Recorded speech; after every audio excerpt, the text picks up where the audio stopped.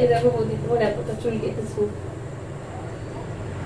মা এতটা চুল কাটলে কেন তুমি? তোমাকে তো বললাম আমি এইটুকু কাটতে। তুমি তো বললে যে এতটা কাটতে। বাবা কি করে দিয়েছো তুমি? মা তোমাকে আমি চুল কাটতে বসেই তো বললাম যে জমা দিয়ে এইটুকু চুল কেটে দাও। দেখো তো পুরো অসমান হয়ে গেছে। তুমি কি করলা এটা? তুমি যা বলেছো তাই কেটে দিয়েছি।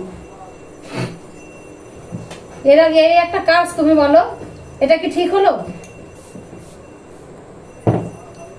তারপর মনটাই খারাপ হয়ে গেল, কতটা চুল কেটে ফেললো।